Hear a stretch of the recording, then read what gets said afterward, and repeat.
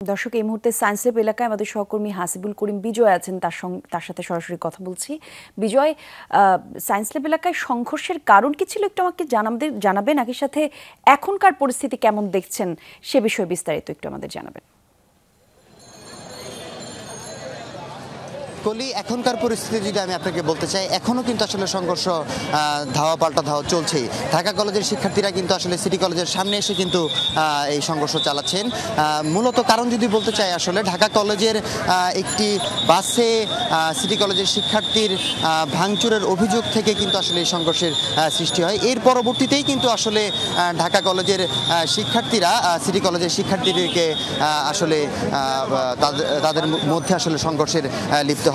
তো বিকেল 3:45টার দিকে কিন্তু আসলে এই ধাওয়া পাল্টা ধাওয়া শুরু হয় এবং ইট পাটকেল নিক্ষেপ কিন্তু আসলে শুরু হয় এবং এর পরবর্তীতেই আসলে আইন শৃঙ্খলা পরিস্থিতির রক্ষার জন্য আইন শৃঙ্খলা বাহিনী এবং বাংলাদেশ সেনাবাহিনী কিন্তু আসলে এখানে উপস্থিত আছেন। আমি পৌঁছানোর পরপরই আসলে দেখতে পাই আসলে যে ঢাকা কলেজের শিক্ষার্থীরা কিন্তু আসলে সিটি কলেজের দিকে ইট পাটকেল নিক্ষেপ করছে এবং সিটি কলেজের কিন্তু বেশ কয়েকটি গ্লাস আসলে ভাঙা হয়ে গিয়েছে।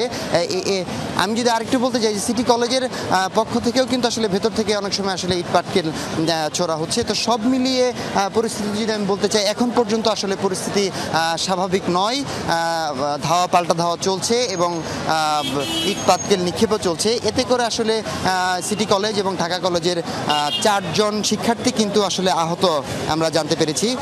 তার মধ্যে যদি আমি বলতে চাই যে আসলে আহত শিক্ষার্থীরা হচ্ছেন সিটি কলেজের শাহরিয়ার এবং নূর হোসেন এবং ঢাকা কলেজের তুষার এবং অনিম কিন্তু আসলে আহত হয়েছে। তারা কিন্তু এখন আসলে ঢাকা মেডিকেল কলেজে চিকিৎসাধীন অবস্থায় আছেন। সব মিলিয়ে যদি বলতে চাই, এই ধাওয়া পাল্টা ধাওয়া এবং সংঘর্ষে কিন্তু আসলে সাধারণ মানুষের ভোগান্তি কিন্তু আসলে বাড়ছে। দুই পাশের রাস্তায় যানজট তৈরি হয়ে গিয়েছে। কলি, ধন্যবাদ আপনাকে বিজয়।